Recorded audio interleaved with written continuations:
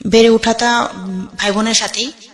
Even দু বড় ভাই বোন ছিল 4 জন, আর পিঠাপিঠি ছিলাম আমরা 3 ভাই বোন। আচ্ছা। তো শৈশবটা খুব সুন্দর কেটেছে, কারণ আমাদের বাড়ির সাথে আমাদের আর একটা বাগান বাড়ি ছিল। সেই বাড়িতে মানে স্কুল, বাগান বাড়ি এবং বাসা ছাড়া আমার যাতায়াত খুব একটা কোথাও ছিল না। আচ্ছা যদিও বা কোথায় যেতাম ওই 2 ভাইয়ের সাথে। আচ্ছা আচ্ছা। দুইজন ছিল আমার জাস্ট পিঠাপিঠি বড়, মানে Okay. 1 বছরের ছোট বড় আমরা 3 ভাই বোন। ওকে। তো ছেলেবেলাটা এত মধুর ছিল, এত মানে ফ্লেক্সিবল ছিল, যেটা বাবা মা কোনো মেয়েকে এরকম দেয় না, যেটা আমার মা আমাকে বা বাবা আমাকে দিয়েছে। সেটা ছিল যে বড় 2 বোনের বিয়ে হয়ে যায় একদম যখন ছোট, আমি বুঝি না কোনো কিছু তখন। বেসিক্যালি তারপরে আমি যখন বাড়িতে মেয়ে, তখন আমি বাড়ির বড় মেয়ে। আচ্ছা। তো বাবার খুবই ছিল যে আমার এই মেয়ে এই 2 ছেলের সাথে ছেলে হিসেবে বড় হবে, এবং ভাইদের সাথে এরকম বলা ছিল যে তোমরা যেখানে যাবা ওর সাথে নিয়ে যাবা। আচ্ছা তো আমার বোন বান্ধবীর বাসায় গেলে পর আমার ভাইয়েরা আমাকে দিয়ে আসতো, আবার নিয়ে আসতো। আচ্ছা। এরকম করে স্কুল লাইফটা পার করার সময় যখন আমি এসএসসি পরীক্ষা দিই, তখন ওই যে আমাদের একটা বাগান বাড়ি ছিল, জি। তখন আমার এসএসসি পরীক্ষা চলতেছে। ফার্স্ট পরীক্ষার দিন পরীক্ষা দিয়ে আসতেছি, দেখতেছি বাড়ির সামনে অনেক লোকজন, মানে বাড়িটা উচ্ছেদ করা হলো। আপনাদের বাড়িটা? জি। মানে একেবারে বাড়ি বলতে পারেন নিজেদের বাড়ি ছিল? নিজেদের বাড়িটাই ছিল। ওইখানে বাগান বাড়িতে ছিল হচ্ছে আপনার 5 কাঠা জমির উপরে বাড়িটা ছিল। এটা কি আপনার বাবার নিজের করা নাকি দাদা থেকে পাওয়া? না, এটা বাবার কেনা। আচ্ছা। কেনা বলতে দখল সূত্রে একজনের কাছ থেকে, স্থানীয় লোকের কাছ থেকে কিনে নিয়েছে, কিন্তু সেটা তখনও রেজিস্ট্রি করা হয়নি। মিরপুরে এটা? মিরপুরে। তো বাড়িটা উচ্ছেদ করা হলো কেন? ওই বাড়িটা পাশাপাশি 2টা প্লট, আর একটা প্লট ছিল 5 কাঠা, আমাদের ছিল 5 কাঠা। তো অনেকেরই ওই একটা কর্নার প্লট, অনেকের একটু লোভ থাকে যে এই বাড়িটা আমাদের হলে ভালো হতো। তো কিছু প্রত্যাশারী লোক থাকে এলাকায়, তাদের ইচ্ছা তাদের অনিচ্ছা থাকে যে আমার যে জমিটা দরকার এনে হোক। তা আমাদের জমিটা রেজিস্ট্রি করার কথা ছিল নেক্সট মান্থে 13 তারিখ। জি। তো তার আগ মুহূর্তে যখন আমার যখন এসএসসি পরীক্ষা শুরু হয় 95-এ ফার্স্ট পরীক্ষা দিই, সেদিন বাড়িটা উচ্ছেদ করে নেয়। তখন দাওয়েতে ঠিক ওই মুহূর্তে আমার মা এই ব্যাপারটা সহ্য করতে পারে না। কারণ হচ্ছে কি আমাদের গ্রামের বাড়ির মায়ের একটা বাগান ছিল, আমের বাগান। যেহেতু আমরা চাঁপাইনবাবগঞ্জ আমাদের বাড়ি, নানা বাড়ি থেকে পাওয়া সূত্রে আমার মায়ের একটা আমের বাগান ছিল। বাহ। তো সেই আমের বাগানটা আমার মা মামাদের কাছে সেল করছে, মানে ওন বাইরে কোথাও না, আচ্ছা আচ্ছা। মানে বাবার বাড়ি থেকে টাকা নিয়ে আসছে যে আমার এই জমিটা লাগবে। জি। ইভেন আমরা যে বাড়িটায় বাস করি, আমার মায়ের এই বাড়িটার প্রতি অত লোভ ছিল না। সে স্বাচ্ছন্দ্য ফিল করতো না, সে একটু খোলামেলা পরিবেশে থাকতে ফিল করতো। তো আমার বাবাকে বললো যে আমি টাকা এনে দিচ্ছি, তুমি এই বাড়িটা রেজিস্ট্রি করো, মানে আমাদের ওই বাগান বাড়িটা রেজিস্ট্রি করো। ইভেন ওই বাড়ির মধ্যে আমার বাবা সবজি চাষ করতো, এমন কোনো প্রজাতির ফলের গাছ ছিল না যে আমাদের বাড়িতে ছিল না। এবং সেখানে প্রায় 40টার মতো রুম ছিল, যেগুলো ভাড়া দেওয়া থাকতো। 40টার মতো রুম? 40টা রুম ছিল, ছোট ছোট করে টিন দিয়ে রুম করা ছিল, টিন শেড। হ্যাঁ। টিন শেডের মতো করে। তারপরে ওই বাড়িটা যখন উচ্ছেদ করা হয়, আমার মা স্ট্রোক করে, ব্রেন স্ট্রোক করে। জি। কিন্তু আসলে ব্যাপারটা বাড়ি উচ্ছেদের কারণে হোক বা অজ্ঞতার কারণে হোক, কেউ তখন বুঝতে পারে না যে আমার মা স্ট্রোক করেছে। তো মা বেসিক্যালি বিছানায় ডাক্তার ওষুধপত্র খেতে খেতে আমার মার চোখটা অলরেডি নষ্ট হয়ে যায়। তখন আমি এসএসসি পরীক্ষা দিই। আচ্ছা। বাড়িতে মিডিয়ার লোকজন আসে, প্রেসের লোকজন আসে, বাবার বন্ধু বান্ধব আসে, এক হাতে সবকিছু আমি টেক কেয়ার করতেছি, পরীক্ষাও দিচ্ছি। তা একটা পর্যায়ে আমি এতটা ক্লান্ত যে আমি পরীক্ষা দিতে পারবো না। তো ভাইরা তখন কেউ বিবাহিত না, বাবা বললো যে তাদের পরীক্ষা ছেড়ে দাও। একটা সময় চিন্তা করলাম লাইফে একটা বছর গজ দিব, তা পরীক্ষাতে ফেল করলে করলাম, আর যদি আল্লাহ ভাগ্যে পাশ দিয়ে দেয় তা তো হয়ে গেল। জি। আচ্ছা, কোন রকম ভাবে পরীক্ষা দিলাম, এই গেস্ট মিডিয়া এটা সেটা সবকিছু পাট্টার করে আল্লাহ রহমতে রেজাল্ট আসলো ফার্স্ট ডিভিশন। শেষ পর্যন্ত যখন কুমিল্লায় ডাক্তার দেখাতে নিয়ে গেলাম, তখন ইন্টার ফার্স্ট ইয়ার থেকে সেকেন্ড ইয়ারে উঠলাম। আচ্ছা। তখন আমার ভাইয়া, যে ভাই 2টা পিঠাপিঠি বড় ছিল, সেজু ভাইয়ের চাকরি হয়ে যায়। যখন আমার ইন্টারে উঠি, তখন আমার ভাইয়ের চাকরি হয়ে যায়। আচ্ছা। তখন ভাইয়ার রেফারেন্সে কুমিল্লা ক্যান্টনমেন্টে একজন ডক্টর আছে বলার কারণে আম্মুকে নিয়ে কুমিল্লা যাই ডাক্তার দেখাতে। আচ্ছা। তখন ওইখান থেকে ডাক্তার ফাইন্ড আউট করে দেয় আপনার মায়ের কি ব্রেন স্ট্রোক হয়েছিল। তখন বললাম যে আমরা জানি না। তখন বললো কতদিন ধরে অসুস্থ, বললাম 95 থেকে। তখন কিন্তু 97 রান করতেছে। তখন আমরা ওখান থেকে জেনে আসলাম যে মা ব্রেন স্ট্রোক হওয়ার কারণে চোখের উপর প্রেশার পড়েছে, এবং এই চোখটা কখনোই আর ঠিক হবে না যদি কর্নিয়া সংযোগ না করা হয়। আচ্ছা। কিন্তু আমার বাবা যেহেতু চাকরি নেই, ওই মুহূর্তে কর্নিয়া সংযোগ আমাদের জন্য সম্ভব না, মানে ব্যয়বহুল ছিল। ব্যয়বহুল ছিল, এবং কর্নিয়া বাড়িটাও ভেঙে ফেলেছে। হ্যাঁ, বাড়িটা তো চলেই গেছে। আচ্ছা। তো আপনারা থাকছিলেন কত তখন? না, আমরা এখন যে বাড়িটাতে আছি হ্যাঁ। এই বাড়িটাতেই আমরা ছিলাম এবং আছি। ওটা ছিল শুধু বাগান শুধু বাড়ি। ভাড়া দেওয়ার জন্য? ভাড়া দেওয়ার ভাড়াটা জন্য দিলেন। বাগান বাড়ি। আচ্ছা। তো এর মধ্যে আরেকটু কথা বলি, সেটা হচ্ছে যখন ক্লাস 7-এ আমি পড়ি জি।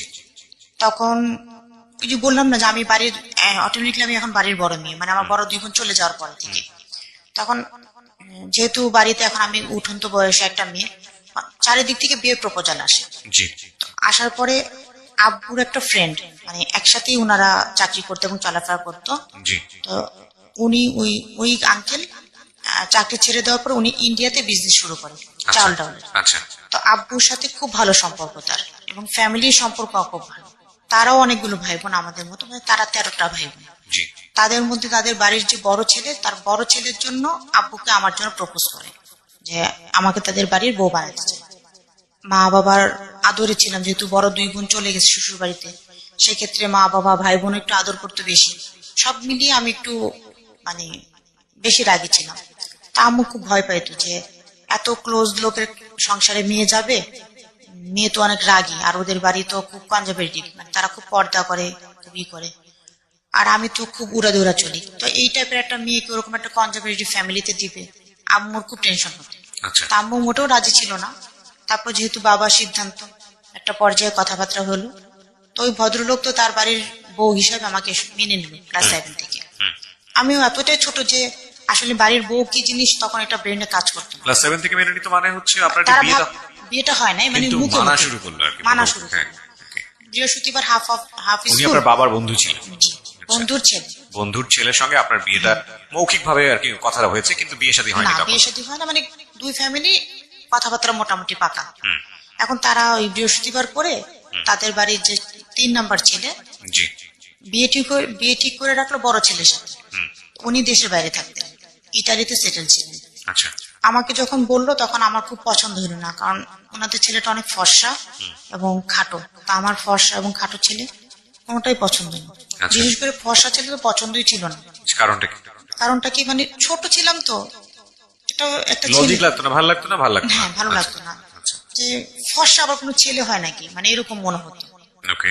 তো যাই হোক, এখন ওদের বাড়িতে আমাকে নিয়ে যেত, বৃহস্পতিবার এসে নিয়ে যেত, কখনো শুক্রবার বিকেলে দিয়ে যেত, কখনো বা শনিবার খুব ভোরে আমাকে বাসায় দিয়ে যেত স্কুল করার জন্য।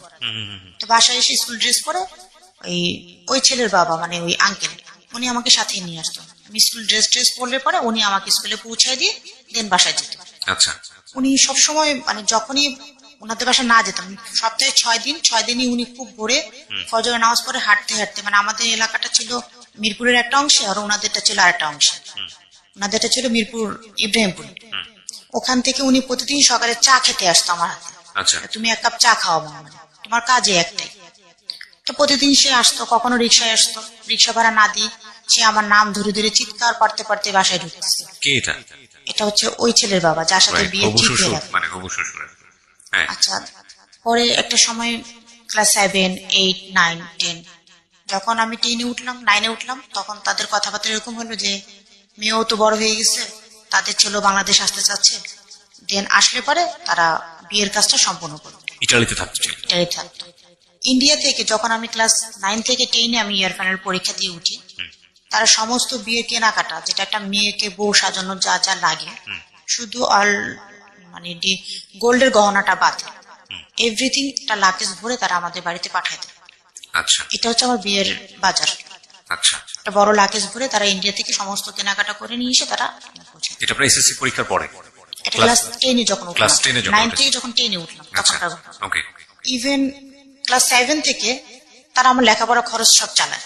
ওরে বাপ, মানে স্কুলে- এটা আগ্রহ করে তারা করেছে? হ্যাঁ, এবং তাদের ইচ্ছা ছিল, তাদের কুমিল্লার একটা স্কুল ছিল, মানে এই ভদ্রলোক আঙ্কেলের, মানে ছেলের বাবার। তখন উনাকে আমি মানে সবাই এরকম ভাবতো, উনি বলতো যে আমার এই মেয়ে হবে ওই স্কুলের হেড টিচার। ও আচ্ছা আচ্ছা, মানে ওই স্কুলের আপনাকে শিক্ষক বানাবে? হ্যাঁ, আচ্ছা। এটা ছিল ওনাদের একটা টার্গেট, যে তাদের বাড়ির বড় বউ স্কুলের হেড টিচার হবে। বা আমার বাবারও খুব স্বপ্ন ছিল যে আমি স্কুলের টিচার হব। আচ্ছা। আমার আগের যে 2 বোন, এক বোন ক্লাস 5 পর্যন্ত পড়ছে, আর একজন ক্লাস 8 পর্যন্ত, তারপরে বিয়ে হয়ে যায়। আচ্ছা। তো বেসিক্যালি আমার বাবার আমাকে নিয়ে খুব স্বপ্ন যে আমার বাড়ির মেয়েরা অন্তত শিক্ষিত হবে, এই মেয়েটাকে আমি যেভাবে হোক লেখাপড়া কমপ্লিট করাবো। তা আব্বুর একটা ইচ্ছা ছিল যে মেয়ে অন্তত ইন্টার পাস না করানো পর্যন্ত আমাকে বিয়ে দিবেন, আচ্ছা। এটা বাবার ছিল। তো তখন ওনাদের কথা হয়েছে ঠিক আছে অসুবিধা নেই, তাহলে ওনাদের ছেলেকে তাহলে কি করবে, তাহলে আরো কিছুদিন পরে আসতে বলবে। তখন ওনারা আবার কথায় আসে, বেসিক্যালি ম্যাট্রিক পরীক্ষা দিই, ম্যাট্রিক পরীক্ষার পরে তো মা অসুস্থ হলো, জি। মা অসুস্থ হওয়ার পরে এখন কলেজে ভর্তি হলো। আসলে কলেজে ভর্তি হওয়ার ঘটনা, এখন ওনাদের বাড়ি মানে যে ফ্যামিলিতে বিয়ে ঠিক ছিল তাদের খুব ইচ্ছা যে আমি গার্লস কলেজে পড়ি, জি। তারা খুব কনজারভেটিভ ফ্যামিলি। আর আমি তো ক্লাস 6 থেকে বড় ওড়না পরে স্কুলে যেতাম, এটা তাদের পছন্দ ছিল না। তাদের ইচ্ছা ছিল আমি বোরকা পরে নাক মুখ ঢেকে কলেজ করি। কিন্তু আমার বাবার কথা হচ্ছে পর্দা হচ্ছে নিজের কাছে। আর আমি খুব ছোটবেলা থেকে নামাজ পড়ি, আচ্ছা। ক্লাস 5-6 থেকে আমি আল্লাহর রহমতে 5 ওয়াক্ত নামাজ আদায় করি। আব্বুর কথা হচ্ছে বোরকা পরে পর্দা করতে হবে, আমার কোনো কথা নেই, পর্দা হচ্ছে নিজের কাছে। কিন্তু গার্লস কলেজে আব্বুর ইচ্ছা ছিল গার্লস কলেজে পড়ি, কিন্তু আমার কথা হচ্ছে যে না আমি গার্লস কলেজে পড়বো না। সারা জীবন স্কুল করে আসছি, কোনো ছেলেদের দেখা পাই নাই, দুষ্টুমি করতে পারি নাই, মজা করতে পারি নাই, এখন কম্বাইন কলেজে পড়বো। বাবার কথা হচ্ছে লেখাপড়া করার প্রয়োজন নেই। আমি বলছি তাকে লেখাপড়া করবো না, কলেজেই ভর্তি হবো, লেখাপড়া এখানে শেষ, বিয়ে দিবেন দিয়ে দিবেন। আচ্ছা। এই কথা বলার মানে পরে কি রাগ করে সিদ্ধান্ত নিলেন? হ্যাঁ, তখন ভর্তি প্রায় শেষের দিকে, যেহেতু টাকা পয়সার একটু প্রবলেম ছিল, ভর্তি করতে পারতেছিল না। আর কম্বাইন্ড কলেজে ভর্তি করতে গেলে একটু বেশি টাকা লাগবে, আর গার্লস কলেজ যেটা কাছাকাছি ছিল একটু কম পয়সার ভর্তি করা যেত। তারপরে আমি একটু সেফ থাকবো। বেসিক্যালি আমাদের 4 বোনের মধ্যে মানে যেটা কথা হচ্ছে যে আমাদের 4 বোনের মধ্যে আমি একটু সুন্দর বেশি, এটা আব্বুর মাথার মধ্যে জিনিসটা আবার অ্যাটাক করতো ওকে। যে কলেজে গেলে এই ছেলের সাথে প্রেম করবে, ওই ছেলে অফার দিবে, এই করবে সে করবে, একটা সময় মন ঘুরে যাবে। এগুলো ছিল আব্বুর টেন্ডেন্সি। এবং আব্বুর একটা কথা ছিল যে ছেলেদের কখনো মেয়ে ফ্রেন্ড হয় না, সেটা সম্পর্কে পরিণত হয়, ভালোবাসার সম্পর্কে চলে যায়। আর মেয়েদের কখনো ছেলে ফ্রেন্ড হয় না, ফ্রেন্ড যদি হয় মেয়েদের মেয়ে ফ্রেন্ড হবে, ছেলেদের ছেলে ফ্রেন্ড হবে। খুবই কমন কিছু কথা, এবং এই কথাগুলো আপনার বাবার না, বাংলাদেশের আমাদের যে সমাজ ব্যবস্থা সেখানে অনেক মানুষেরই এই কথা। তো বাবা তো ওই কথা বললো, ওই কারণে বাবা কলেজে ভর্তি করতে চাইলেন না, রাগ হয়ে বললাম। তখন প্রায় কলেজে ভর্তির সময়টা শেষের দিকে, আনরিকোয়েস্টে যে ভর্তিগুলো করে সেগুলো চলছে। তো এই কথা বলার পরে বাবা খুব রাগ হলো। ওই ফার্স্ট বাবা আমাকে মারলো, এক চড় দিল। চড়ের কারণে আমার পুরো মানে এই সাইডে চোখ টোক পুরো ফুলে একদম পুরো লাল হয়ে গেল। বেসিক্যালি কান্নাকাটি, আমি ভর্তি হতে চাইনি এর জন্য মারছে, এটা সেটা অনেক কান্নাকাটি। আর ভাইয়াদের একটা রুম ছিল, ওই রুমের মধ্যে 2 ভাইয়া থাকতো, জি। এবং আমাদের মানে 24 ঘন্টার মধ্যে 18 ঘন্টা ভাইয়াদের সাথে আমার সময় কাটতো, শুধু ঘুমের সময়টুকু বাদে। আচ্ছা। ওইখানে পড়ালেখা, ওইখানে খাওয়া দাওয়া সবকিছুই আমাদের ওইখানে, ওই রুমটা অনেক বড় ছিল, 2 পাশে 2টা খাট বিছানো, মিডিলে হচ্ছে পড়ার টেবিল, ডাইনিং টেবিলের মতো বড় পড়ার টেবিল। জি। তো আমরা ওইখানে বসে খাওয়া দাওয়া করতাম। তো মারলো আব্বু আমাকে ওই রুমের মধ্যে বসে, ওখানে মায়ের, ওখানে শেষ। আব্বু তো মারটার দিয়ে বকা টকা দিয়ে চলে গেল, আমি তো রুমে দরজা লাগিয়ে দিলাম। 4 দিন আমার রুমে দরজা বন্ধ, 4 দিন বন্ধ, 4 দিন খাওয়া দাওয়া নেই, কথাবার্তা নেই, রুমের দরজা জানালা সব আটকানো। ও মাই গড, 4 দিন কেউ ট্রাই করেনি আপনি? হ্যাঁ, 4 দিনে আব্বু তো সন্দেহ আসলো, কি খবর মেয়ে, খবর কি? তো বলছে রুমের দরজা আটকানো, জানালা আটকানো, কিছু করছে কিনা জিজ্ঞেস করলো। ভিতর থেকে কথা বলতেছে ভাইয়াদের সাথে, খুলবো না দরজা। ভাইয়ারা বলতেছে যে খোল, আমাদের সাথে কথা বল, কি হয়েছে দেখি। না কিছু হয়নি। তা আমি বলছি যে আমি তো মরে গেলে ভালো হতো। তো যাই হোক, আব্বু মন খারাপ করলো, তা আব্বু সেদিন কিছু বলে নাই। আমাদের বাসার যে বুয়া, আম্মু সহসা ওই যে বললাম না বিছানাতে ঘুরতে পারে না, চোখে দেখতেছে না, এখন অসুস্থ। তারপর আম্মু একটু পর আসতেছে, দরজাটা খোল, আমি এরকম অসুস্থ, তুমি এরকম করলে কিভাবে হবে। মানে আম্মু মানে মায়েদের যে করোনার কথাগুলো সেগুলো বলতো। কিন্তু আমার এতটাই রাগ যে কোনো আবেগ, কোনো অনুভূতি আমাকে কাজ ছুঁইতেছে না। পরে বুয়া বলতেছে চোখে, বউ চোখে লাগছে। আমাদের বুয়াটা অনেক ভালো ছিল, একদম ছোটবেলা থেকে বুয়াটা কাজ করতো আমাদের বাসায়। তো বলতেছে বউ চোখের মধ্যে একটু ভাব দাও। তো আমি বলছি ঠিক আছে দাও, ভাব দাও। তো গরম ভাতের সাথে লবণ মিশাই, যেটা গ্রামের চিকিৎসা বলে, ওটা দিয়ে কাপড় দিয়ে পেঁচায় আমাকে জানালার ভিতর দিয়ে দিত। তো উনি আমার চেহারাটা দেখছে যে এরকম ফুলে এরকম লাল হয়ে গেছে। তো আম্মুরে বলছে, আব্বুরে বলছে, আব্বু তো কিছুই বলে না। দেখতেছে অলরেডি 1.5 দিন পার, মানে আজকের দিন কালকের দিন 2 দিন পার। এখন আব্বু বলতেছে ঠিক আছে, ও কি করতে চায় ওরা জিজ্ঞেস করো। তাই জিজ্ঞেস করো করতে করতে ভাইয়ারা রিকোয়েস্ট করলো আব্বুকে যে তাহলে একটা কাজ করেন, ও যেহেতু কম্বাইন্ড করে যে ভর্তি হতে চাচ্ছে, তো ছোট ভাইয়া পড়তো বাংলা কলেজে, জি। আর সেজু ভাইয়া পড়তো মিরপুর বিশ্ববিদ্যালয়ে, মিরপুর 2 নম্বর কলেজ। তো দুই ভাইয়া 2 কলেজে আছে। তা আব্বুরে বললো যে ঠিক আছে, হয় ওর কলেজে দেন না আমার কলেজে দেন, আমরা তো আসি, 1 বছর তো আমরা থাকবো। জি। এটা হচ্ছে 3য় দিনের ঘটনা। আচ্ছা। 3য় দিনের ঘটনা। আব্বু তারপর ডিসিশন নেওয়ার জন্য আরো একদিন ভাবলো যে না খেয়ে মরে যাক, কেউ আর রিকোয়েস্ট করতে যাবা না, ওরা কেউ ডাকতে যাবা না, তবু আমি দিব না। আমি কমেন্ট কলেজে ভর্তি করবো না। আচ্ছা। আর আমার কথা হচ্ছে যে লেখাপড়াই করবো না। কোন ইটালির ছেলে আছে, মানে আমি এরকম ক্রিটিসাইজ করে বলতাম, সাদা বিড়াল ডাইকে নিয়ে আসুক, সমস্যা নেই, দেশের বাইরে চলে যাব, কারো চেহারা দেখবো না, মানে রাগের যে কথাগুলো। তো আম্মু কান্নাকাটি করতেছে 4 দিন ধরে, আমি খাচ্ছি না। তো ছোটবেলা থেকে আমার একটু রাগ ছিল, সেটা রাগের কারণ আমি রাগ হলে পরে খাওয়া দাওয়া বন্ধ করে দিতাম। আমার একটাই রাগ, আমাকে মারলো কেন, আমি কি খারাপ কিছু বুঝলাম, আমি কি প্রেম করে ভেগে যাব, মানে এরকম মানে উক্তি আমি করতেছি রুমের মধ্যে বসে বসে। তারপর যখন 4 দিনের দিন আব্বু ডিসিশন নিল, 3য় দিনের দিন ডিসিশন নিল যে ঠিক আছে, তাহলে তোমার কলেজে ভর্তি হবা, সম্পূর্ণ কার কলেজে ভর্তি করবা, কোথায় খালি আছে দেখো, ভর্তি করে দাও, কিন্তু সম্পূর্ণ লাইবিলিটি তোমার বোনের, তোমাদের। আমি এখন কোন লাইবিলিটি নিব না, আমার সে বয়স নাই, সময় নাই, তুমি নিবা, যা খুশি তা করবা। যে কথা সেই কাজ। এখন ভাইয়ারা আসতে দরজা নক করতেছে, খোল দরজা খোল, খা। আব্বু পারমিশন দিচ্ছে, পারমিশন দিছে খালি বললে হবে না, প্রসেসিং ক্লিয়ার করে নিয়ে আসেন, দেন দরজা খুলবো, তারপর নাস্তা খাবো। বেসিক্যালি পরের দিন সকালে, মানে 5ম দিন, চতুর্দিন তো এভাবে গেল। চতুর্থ দিন ভাইয়া ফর্ম টর্ম নিয়ে আসলো, বললো যে বাংলা কলেজে কোনো চান্স নাই, কোনো স্পেস খালি নাই, ভর্তি কমপ্লিট শেষ, এখন মিরপুর কলেজে ভর্তি হতে হবে, 13,000 টাকা লাগবে। এতগুলা টাকা কে দিবে? তো আমরা আবার দুষ্টমি করে বলতাম তোর বাপ দিবে, মানে আমার ভাইয়ারে বলতেছে তোর বাবা দিবে। তো যাই হোক, দিন ভর্তি হয়ে আসে। কোন কলেজে? মিরপুর বিশ্ববিদ্যালয়। মিরপুর বিশ্ববিদ্যালয় এখন এটা, ওটাকে তো ওই সময় কি তখন মিরপুর কলেজ ছিল। মিরপুর কলেজ ছিল। আচ্ছা। আচ্ছা, তারপরে ওখান থেকে পাশেই হসপিটাল, চক্ষু হাসপাতাল, ভর্তি হয়ে চোখ দেখায় পরে বাসায় আসলাম। পরবর্তীতে ক্লাস শুরু, নবীন বরণ অনুষ্ঠান অ্যাটেন্ড করলাম ভাইয়াদের সাথে। জি। ভাইয়ারা সবাইকে পরিচয় করে দিল, আমার বোন, তোর বোন, দেখে রাখবি। কলেজ চলতেছে, ভালোই লাগতেছে। 1 সপ্তাহ সিভিল ড্রেসে ক্লাস করলাম। আমার যে বড় ভাই, ওনার মতো মানুষ হয় না। উনি আমাদের ফ্যামিলির আসলে একটা, মানে বাবার পরে স্থান বড় ভাইদের হয় সাধারণত।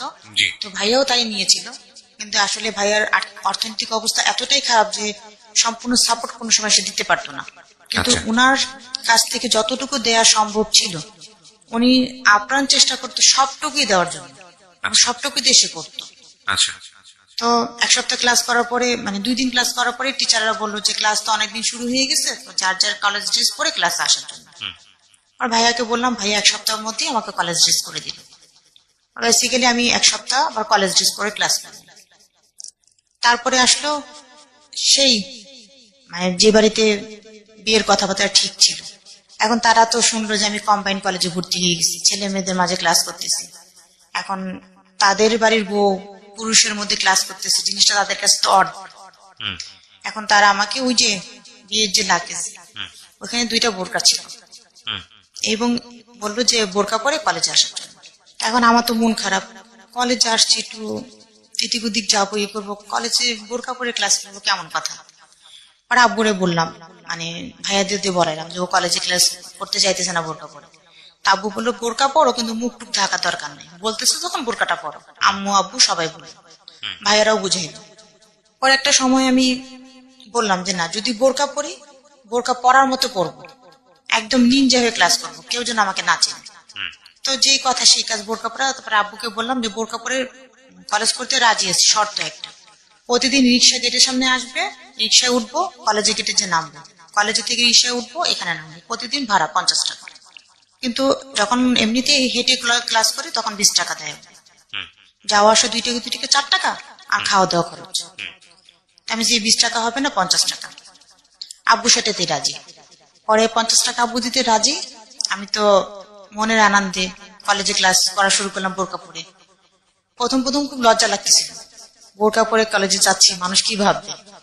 এখন কলেজে যাওয়ার পরে ক্লাসমেটরা সবাই সালাম দিচ্ছে, বড় আপু আসসালামু আলাইকুম। যাক, একটা পর্যায়ে যে আস্তে আস্তে আস্তে যখন দেখলাম সব ক্লাসমেটরা, মানে যারা ছেলেরা ছিল, তারা খুব মানে সালাম দিয়ে কথা বলতেছে, Respect করে। হ্যাঁ সম্মান দিয়ে কথা বলতেছে। আস্তে আস্তে বিষয়গুলো আমার কাছে খুব ভালো লাগা শুরু করলো। আগে ছিল আনিজি, যে খুব মানে আনিজি লাগতো, কিরকম যেন লাগতো, যে কি কি বলবে, কি কি ভাববে। যে প্রথমে সিভিল ড্রেস পরে ক্লাস করলো, নবীন বরণে শাড়ি টাড়ি পরে আসলো, নাচলো, এই কুদাইলো, এই করলো, সে করলো। আর এখন সে বোরকা পরে হুজুর হয়ে গেছে। ভাবছিলাম যে এই ধরনের কমেন্টস করবে কলেজ থেকে, যে সেটা না করে তার রিয়াকশনটা সম্পূর্ণ আলাদা, মানে অন্যরকম অনুভূতি তৈরি হলো আমার মনের মধ্যে। তখন ক্লাস করতে করতে এক বছর শেষ, পরে সেকেন্ড ইয়ারে উঠলাম। উঠার পরে এর মধ্যে কিন্তু আম্মুকে নিয়ে কিন্তু হাসপাতালে দৌড়াচ্ছি, মাঝে মাঝে কলেজ বন্ধ, ক্লাস বন্ধ।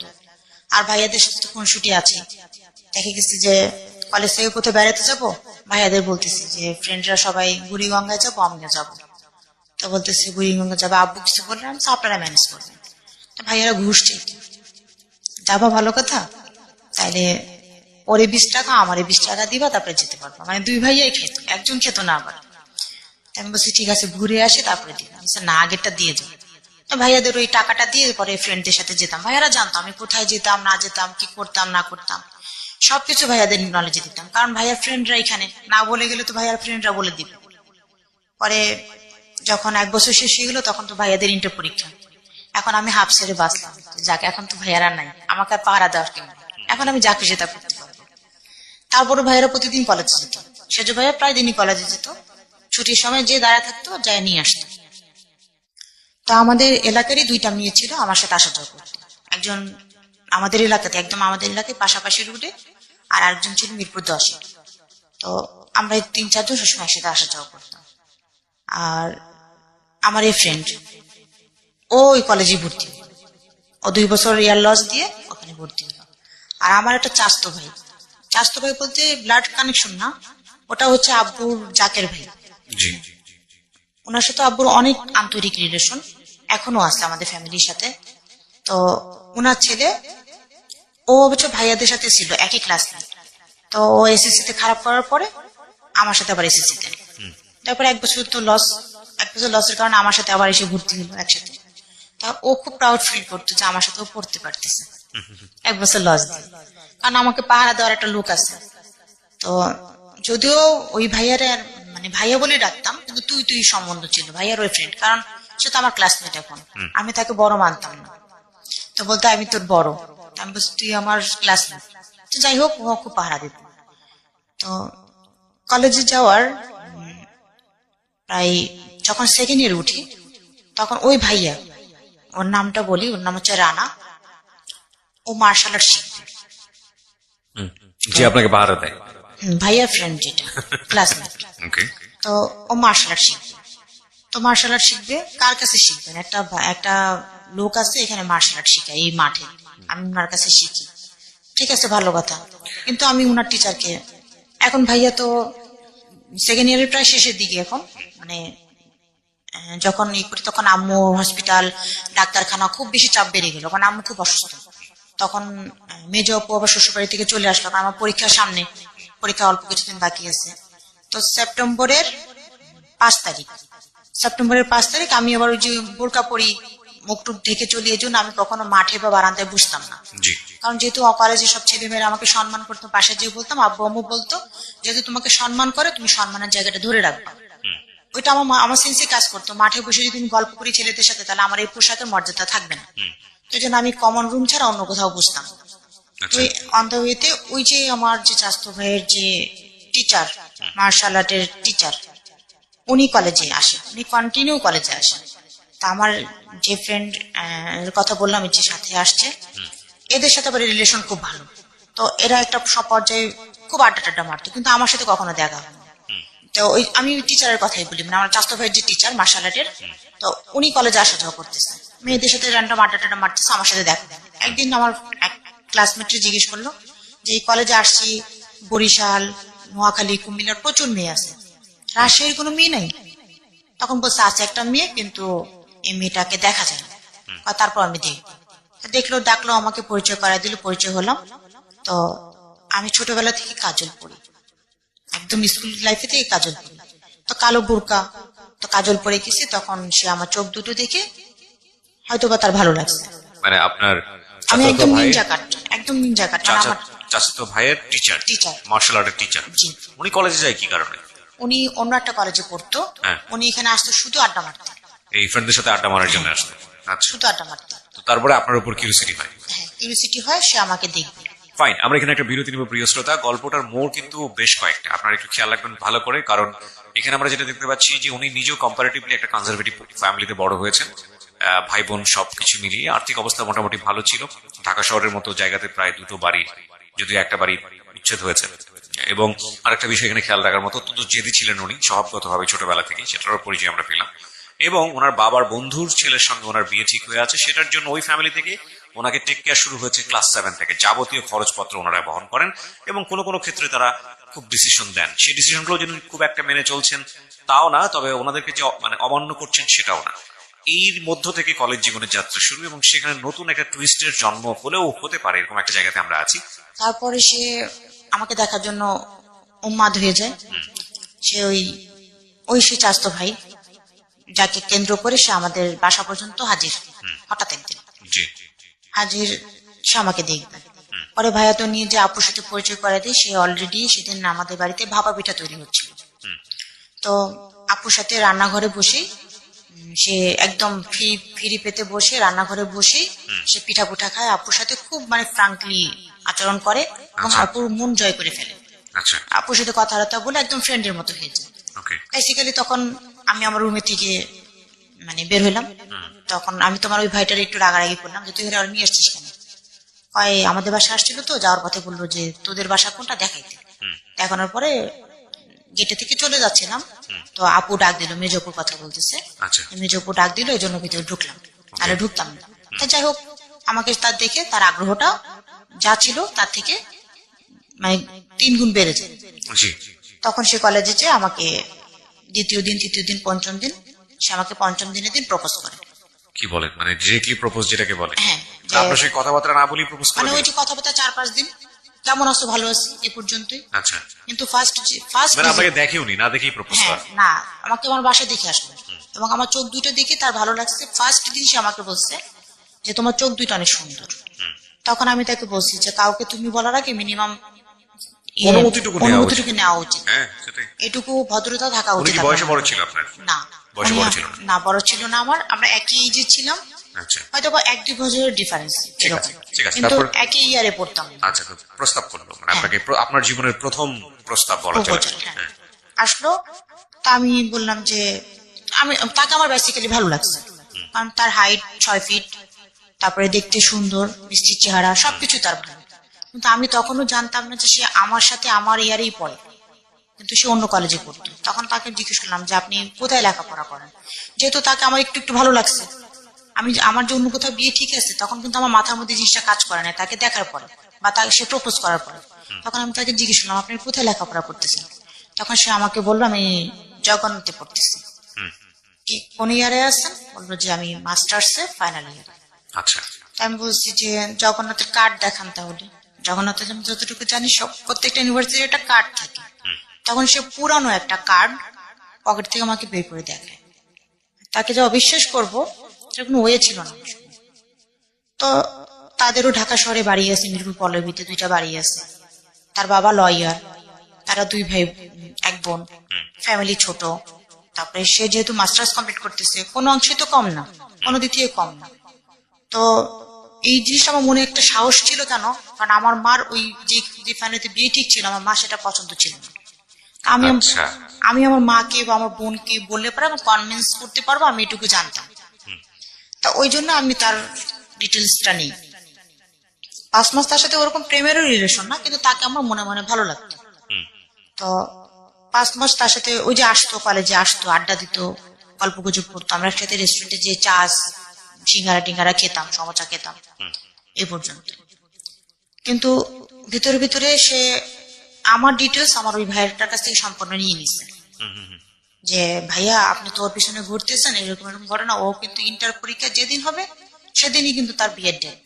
মানে এরকম একটা কথা ফাইনাল হয়ে গেছে অলরেডি বাসায়, যে তাদের ছেলে অলরেডি, আমার পরীক্ষার 3-4 মাস বাকি আছে, পরীক্ষার শেষ পর্যায়ে আসবে, কেনাকাটা তো সবকিছু কমপ্লিট, শুধু ডেট পড়বে, কার্ড টার্ড ছাপাবে, আনুষ্ঠানিকতা শেষ, তারা বউ উঠে নিয়ে চলে যাবে।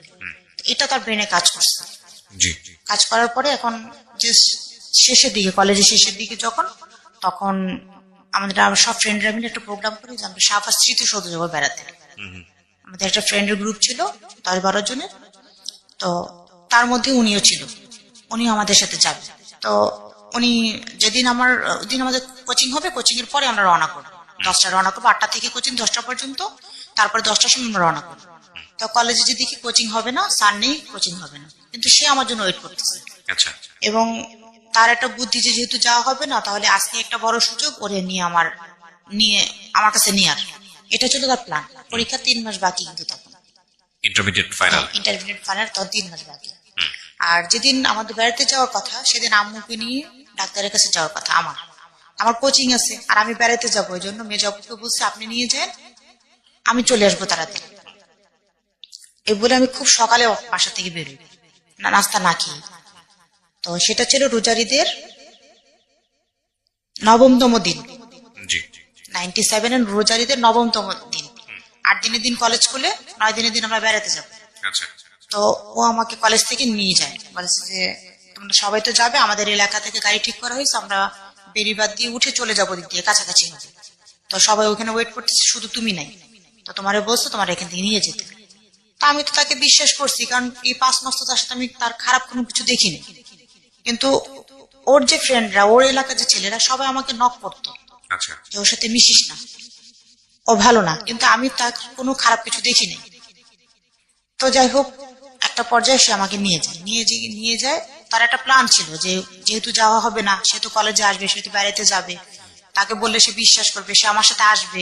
তার একটা প্ল্যান ছিল এইগুলো নিয়ে, যে তার খালার বাসা, তার খালা একটা ভাড়া বাসায় থাকতো, একটা বিল্ডিং এর 4 তলা, টপ ফ্লোর, বিল্ডিং এর 4 তলা, টপ ফ্লোর। এবং ওই এলাকায় বাড়িগুলো ছিল খুব ছাড়া, তখন মাত্র মাটি ভরাট করে ইস্টার্ন হাউজিং এর মতো জায়গায় মাত্র বাড়িগুলো উঠতেছে। তো একটা বাড়ির একদম শেষের দিকে, মানে এলাকার শেষের দিকে একটা বাড়ি, 4 তলার খালা থাকতো। তা আমাকে সেখানে নিয়ে উঠে আমাকে বললো তুমি এখানে বসো, আমি ওদের খবর দিই, ওরা কোথায় আছে খবর দিয়ে নিয়ে আসি। তা আমি ওখানে বসা, একা বাসায়, আমি আর কেউ নেই। সে আমাকে বাইরে দিয়ে তালা দিয়ে থুয়ে গেল। কারণ বারান্দা দিয়ে আমি নিচে তাকে বলতেছি তালা দিয়েছেন কেন, তো বলতেছে যে তালাটা দিছি তোমার জন্য কোনো সমস্যা না হয় এই জন্য। অলরেডি সে কিন্তু চলে গেল, তখন বাজে 11টা যখন সে চলে যায়। তো 11টার সময় যখন সে চলে যায়, প্রায় 1 থেকে 1.5 ঘন্টা হয়ে যায় সে আসে না। তখন তার ফোনের যুগ নাই যে ফোনে যোগাযোগ করবো। আমি ওই বারান্দায় দাঁড়াতে ওয়েট করতেছি, আসতেছে না কেন।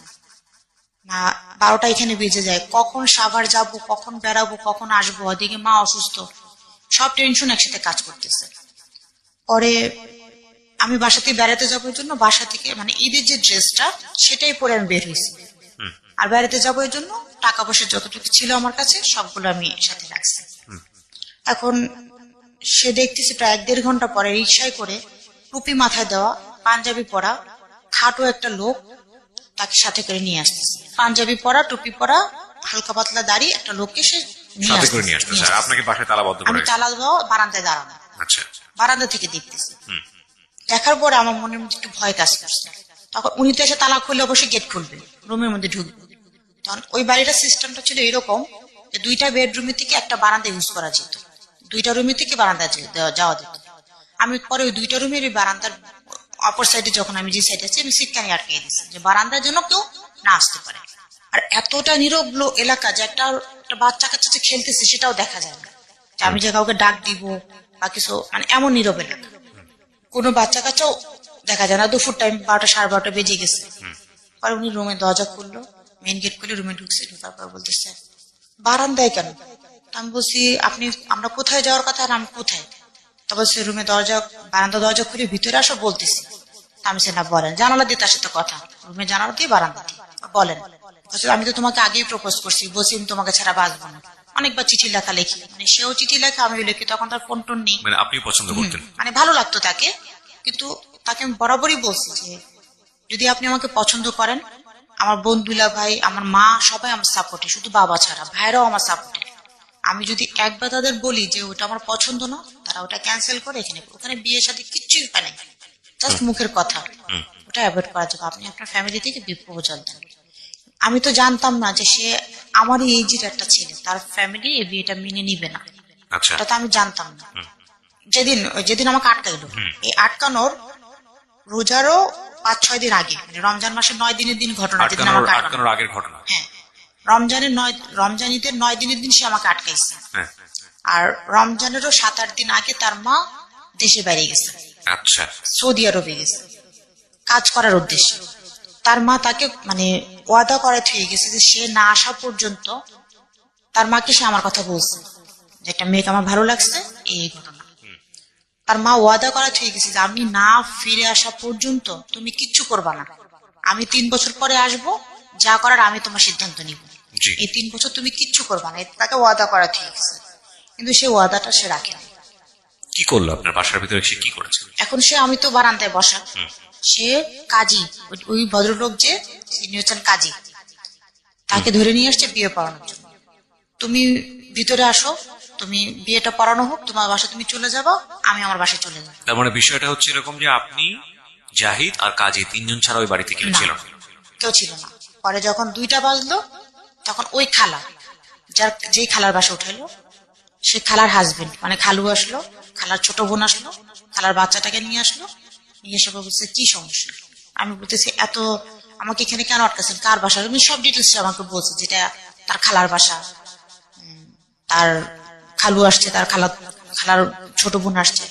তখন আমি বললাম যে আমাকে আটকায় কোনো লাভ নেই, আমাকে বাসায় যেতে দেন, আমার বাসায় প্রপোজ পাঠান। তার খালুকে বললাম আমার বাসায় প্রপোজ পাঠান, তারা আমাকে আপনাদের হাতে তুলে দেবে, কিন্তু আমাকে এভাবে আমার বাবা মার মান সম্মান নষ্ট করে না, তাদেরকে বললাম।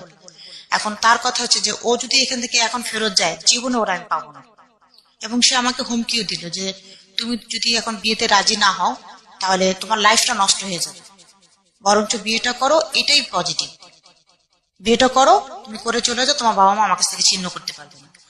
তাই আমি বলছি হ্যাঁ, আপনাকে আমি ভালোবাসি, আপনাকে আমি পছন্দ করি, সবকিছু ঠিক আছে, কিন্তু বাবার মার মুখ থেকে চুনকালির পড়ার কথা আছে, সেটা তো সমস্যা আছে, বায়েরা এরকম অবস্থা।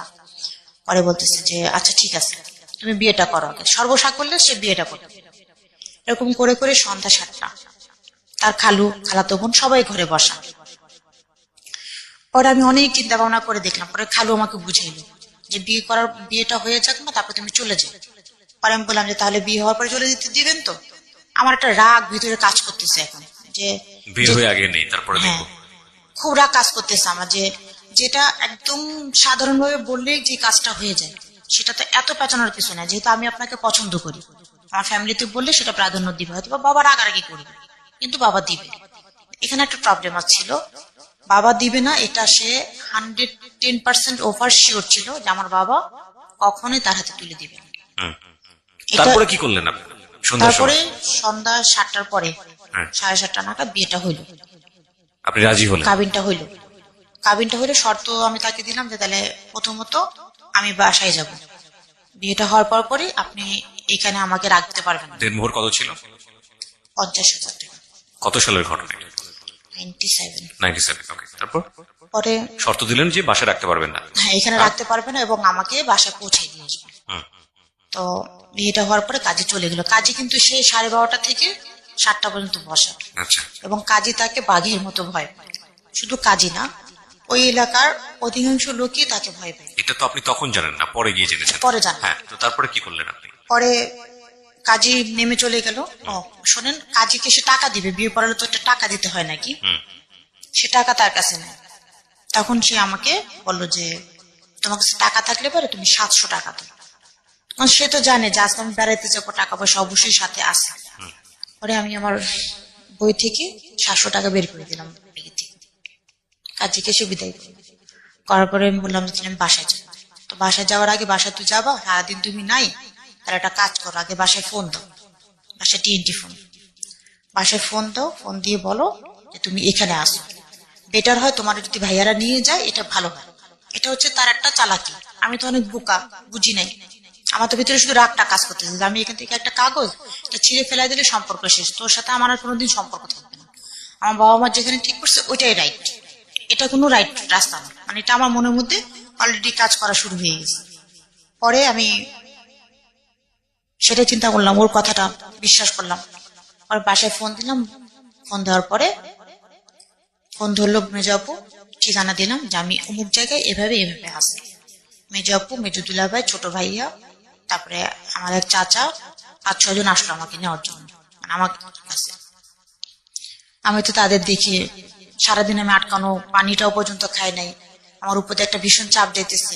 আমি তাদের দেখে আমার মানে বাকরুদ্ধ হয়ে গেছে, আমি কোনো কথা বলতে পারতেছি না। ওই ছেলে কি তখনও সেখানে? হ্যাঁ, ওখানে স্ত্রী নাও সে। যেহেতু আমি সারাদিন নাই, সকাল থেকে ভাইয়ারা খোঁজাখুঁজি, কলেজে মানে গেছে, বন্ধু বান্ধবের বাসায় গেছে, কোথায় গেছে, আমি যে মানুষ আমি 2টার মধ্যে বাসায় যাই, কলেজ কোচিং সবকিছু শেষ করে 2টার মধ্যে বাসায় যাই, সেই মানুষ আমি রাত্র 8টা-9টা বেজে গেছে, আমি এখনো বাসায় ফিরি নাই। ভাইয়াদের তো মাথা নষ্ট হওয়ার মতো ব্যাপার। আর যেহেতু ফার্স্টে তো বলেছি যে আমার ভাইয়া যখন আমাকে কলেজে ভর্তি করলো লাইবিলিটি নিয়ে, আব্বু তো বলেই দিছে যে আমার যাই হোক, আমার এই 2 ভাই আমার সাফারার করবে আমার এই বিষয়। তো ভাইয়াদের মাথার মধ্যে তো একটা টেনশন থাকবেই। জি। আর ঠিক সেই মুহূর্তে বলেছিলাম, মনে হয় সেজু ভাইয়া চাকরি জব হয়ে গেছিল, এবং সেটা হয়েছিল হচ্ছে গিয়ে সেনাবাহিনীতে। আচ্ছা। ঠিক আছে। তো ভাইয়া তখন 2 বছরের পর, প্রায় চাকরির 2 বছর, তো 2 বছর ওরা প্রতি বছরে 2 মাস করে ছুটি পায় সেনাবাহিনীতে যারা জব করে। তো তখনই ভাইয়া ছুটিতে আসছে। আচ্ছা। তো আমি নাই শুনে, ভাইয়ারা তো কলেজে গেছে, ফ্রেন্ডদের জিজ্ঞেস করছে, তো আমাদের মধ্যে আমাদের একটা গ্রুপ ছিল 12-13 জনের। গ্রুপের মধ্যে একটা ফ্রেন্ড ছিল একটু তেরা টাইপের, মানে ও কখনো সোজা কথা বলতে পারতো না। সোজা কথা জিজ্ঞেস, কিরে কেমন আছিস, দেখতেই তো পাচ্ছিস ভালো আছে, মানে এই টাইপের অ্যান্সার দিত। তো যখন ভাইয়া ওরা যে জিজ্ঞেস করছে যে আমার কথা, যে আমার বোন কোথায় বা ও কোথায়, তখন জিজ্ঞেস করছে, দেখেন কি আপনার বোন কোথায় গেছে। আর তখন তো ভাইয়াদের মন মেজাজ অনেক খারাপ। ভাইয়া 3 ফ্রেন্ড, 2 ভাইয়া 5 জনে মিলে তো আমার ফ্রেন্ডকে ইচ্ছা মতো ক্লাসমেটে রাম ধরে দিল মাঠের মধ্যে ফেলে। আচ্ছা। আর এক ক্লাসমেট যে ছিল ওর সাথে, তখন ও উত্তর দিল যে এরকম এরকম ঘটনা, তো যেহেতু উঠা বসা করে, আর যতটুকু শুনছি ওদের মধ্যে একটা রিলেশন বিল্ড আপ হয়েছে, মেবি ওখানে থাকতে পারে, তো ওদের ঠিকানা দাও। ওদের ঠিকানা দিল, ঠিকানা অনুযায়ী ভাইয়ারা খুঁজে আসছে দিনের বেলায়, আমাকে তো যায় পায় না। তো যখন সন্ধ্যার সময় বাবা শুনলো যে আমাদের বিয়ে হয়ে গেছে, এবং বাবা ডিফেন্সে জব করতো, 2 ভাই ডিফেন্সে আছে, এগুলা শুনে মানে বাবা অনেক ভয় পেয়েছে। আচ্ছা। ভয় পেয়ে বাসা থেকে পালায় চলে গেছে, আচ্ছা। মানে বাসায় নেই সে। উনি ছিলেন লয়ার। বুঝতে পেরেছি আর কি, ঘটনা অন্যদিকে মন নেবে। হ্যাঁ। তখন উনি চলে গেছে। তারপরে কিন্তু যখন আমাকে নিতে আসলো ওই রাতেই আমার দুলাভাই, তখন আমি আমার দুলাভাইরে বললাম যে, দুলাভাই জিজ্ঞেস করতাম কি করবা, তাই আমি বলছি বলেন এখন আমি তো চলে যাবো। তখন দুলাভাই আমাকে বললো আলাদা ডেকে নিয়ে, যে যা হয়েছে দেখলো যে মানে আমার যার সাথে বিয়ে হয়ে গেলো, মানে বিয়ে হয়ে গেল 7টার সময়, আর বোন দুলাভাই আসলো রাতে তখন 9:30 প্লাস 10টা। এটা তো একেবারেই চিন্তা না, চিন্তা কি না, একেবারেই চিন্তা ওই যে মেজো আপু, সে যে ফার্স্ট দিন পিঠা খাওয়াইছে, বলছে যে তুমি এরকম একটা কাজ করবা, তুমি যে আগে আমাকে বলতা আমি এগুলো সব স্বাভাবিকভাবে করতাম। তখন সে বললো যে আপু আসলে আমি ভয় পাইছিলাম যদি আমি ওকে হারাই ফেলি, কনভিন্স যেভাবে করতে হয় এভাবে ইচ্ছা মতো দুলাভাইকে আর আপুকে কনভিন্স করলো। তার আপু দুলাভাই একদম মানে দুলাভাইয়ের মনটা তো একদম মাটির মতো নরম, মানে দুলাভাই তো কনভিন্স পুরোপুরি হয়ে গেছে। এখন দুলাভাই আমাকে অন্য রুমে নিয়ে যে বুঝাইতেছে যে দেখো তুমি সারাদিন বাসায় নেই, এলাকার মধ্যে একটা রা পড়ে গেছে, এখন তুমি যদি এভাবে ফেরত যাও, একা ফেরত যাও, আর তোমার বাবা হচ্ছে লয়ার, তোমার যদি ডিভোর্স করায় দেয় তাহলে কিন্তু তোমার মান সম্মান থাকবে না, তোমার ওই বাড়িতে যতই আমরা বিয়ে দিই না কেন তখন কিন্তু তোমার এই সম্মানটা তুমি ফেরত পাবা না। মানে দুলাভাই আমাকে আরো বুঝাইলো, যেখান থেকে আমাকে নিয়ে যাবে সেখান থেকে আমার দুলাভাই আমাকে বুঝাইলো, আপুও বুঝাইলো। কিন্তু ভাইয়া আর চাচারা যে আসছে তারা ডিটারমেন্ট আমাকে নিয়ে যাবে, আমিও ডিটারমেন্ট, আমিও তাদের সাথে চলে যাবো। পরে একটা পর্যায়ে যে মানে মুরব্বীদেরও বুঝাইলো, মুরব্বীরাও বললো যে ঠিক আছে থাক, তাহলে আমরা এটা আনুষ্ঠানিকার মধ্যেই নিয়ে যাবো। তো এর মধ্যে পরিচয় হলো যে মানে বাবা মানে আমার শ্বশুর, উনিও জাকের পার্টি করতো, আমার শ্বশুরও করতো, বাবাও করে। ওই রেফারেন্স ধরে কথা বললো, আমার এক চাচা যে ওর বাবা লোক পাঠাইছে তার সাথে কথা বলার পরে বললো যে ঠিক আছে, যেহেতু ওদের ফ্যামিলিও ভালো, দুলাভাই বললো যে ফ্যামিলি কালচার ভালো, শিক্ষিত ফ্যামিলি, সবকিছু ঠিকঠাক মতো আছে, তাহলে না থাকে থাকুক এখানে, সমস্যা নেই। তখন বোন দুলাভাই চাচারা সব বুঝে টুঝে আমাকে থুয়ে গেল, বললো যে আমরা নেক্সট এসে মেয়ে নিয়ে যাবো জামাই সহকারে, এই প্রিপারেশন তার বাবারা নিতে বলেন। মানে কি আপনাকে শ্বশুর বাড়িতে দিয়ে আসলো? হ্যাঁ, থুয়ে গেল আমাকে এখানে, আমি যেখানে ছিলাম সেখানেই থাকলাম, ওর খালার বাসায়। তখন আপনার ইন্টার পরীক্ষা হয়নি? না, 3 মাস বাকি পরীক্ষা, পরীক্ষার এখনো 3 মাস বাকি। তো এবং এই ছেলেটা সম্পর্কে অনেক কিছুই যেটা জানতেন সেটা মানে মিথ্যা জানতেন, সেটা তখনও জানেন না, তখনও জানি না। আচ্ছা। এখন এগুলো আসবে আস্তে আস্তে আসতেছে। এখন যখন আমাকে রেখে চলে গেল, তখন আমি এই বাসায় আমি বললাম যে যেহেতু বিয়ে করেই ফেলছো, এখানে রাখবা, আমি এখানে থাকবো না, আমি একটা মুহূর্তে এখানে থাকবো না, তোমাদের বাসায় নেওয়ার ব্যবস্থা করো। ইভেন তো ফার্স্ট ওই দিন থেকে ওই যে রাগ বললাম, যেটা রাগ কাজ করতেছিল, তার উপরে আমার একটা রাগ কাজ করতেছে, মানে কোনোভাবেই তাকে আমি স্বাভাবিকভাবে নিতে পারতেছি না। জোর কেন খারাপ? যেটা স্বাভাবিকভাবে হইতো সেটা ট্র্যাপে কেন ফেললো? সেটা স্বাভাবিক ভাবে না হইলে পারে আমার বাবার মান সম্মান থাকতো, আমার আমি বড় মুখ করে থাকতাম, তুমি ছেলে হিসেবে ভালো, তোমার কোনখানে কম আমার কোনখানে কম, আমার প্রশ্ন ছিল এইটা।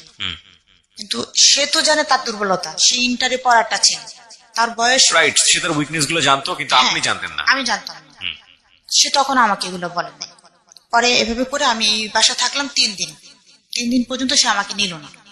কোন 3 দিন? যে 3 দিন আমার শ্বশুর পালাইছিল। তারপরে একজন মিডিয়া, মানে আমার শ্বশুরের ডান হাত, মানে আমাদের বাড়ির বাজার সদে থেকে শুরু করে সবকিছু ওই লোকটা কাজ করতো। আমরা তাকে কাকা বলে ডাকতাম।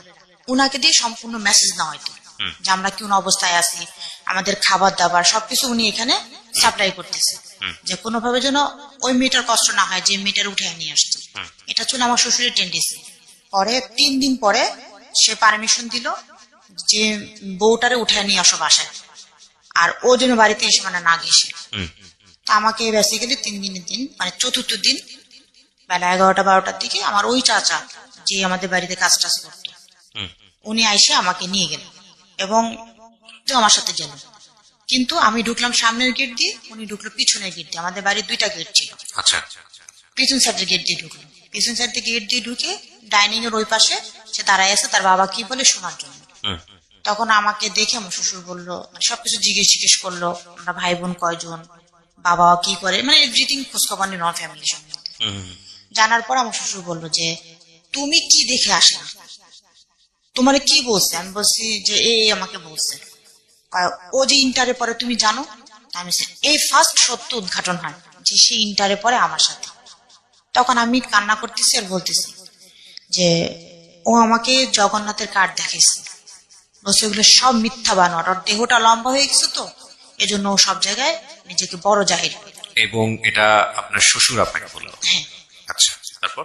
এবং সে বলল যে যতদিন পর্যন্ত, মানে উনি আমাকে আশ্বস্ত করলো যে বাবা যতদিন পর্যন্ত বেঁচে আছি, আব্বা যতদিন বেঁচে আছি, তোমার এখানে চুল পরিমাণ যদি কষ্ট হয় তুমি আমাকে বলবা। তারপরে ইভেন তো তখন সে আমাকে দুপুরে নিজেই রান্না করে খাওয়ালো ওই দিন দুপুরে। তারপরে সে চুরি করে 4টা-5টার দিকে বাসার পিছনে গিয়ে ঢুকে তার খালা, ওই যে খালার বাসায় ছিল, ওই খালা এই বাসায় ছিল, উনি এরকম চুরি করে করে আসে, খাইয়ে দিয়ে আসে, চলে যায়, সে খালার বাসায় থাকে। 1 সপ্তাহ আমি এভাবে থাকলাম এখানে। আচ্ছা। 1 সপ্তাহ পরে স্বাভাবিক হলো বিষয়টা। আমি আমার শ্বশুরকে আশ্বস্ত করলাম যে আব্বা আপনার আর লুকায় থাকা দরকার নেই, আমাদের ফ্যামিলি থেকে আর যাই করুক, মানে আমি যে বাসায় নাই আমাকে যে উঠে নিয়ে আসছি এরকম কোনো মামলা হবে না। মানে উনি ভয় পাচ্ছিল যে মামলা না করে দেয়। তো আমি খালি ভাইয়াদের একটা কথা বলছি, আমার আব্বুর সাথে তো আমরা ওরকম কথা বলতে পারতাম না, ভয় পেতাম। একটাই তো কথা খালি বলছি যে যা হবার হয়ে গেছে, যেহেতু রেখে গেছেন এখানে, কপালে যা আছে তাই হবে, আর কোনো মামলা মোকদ্দমা আমাদের চাই না।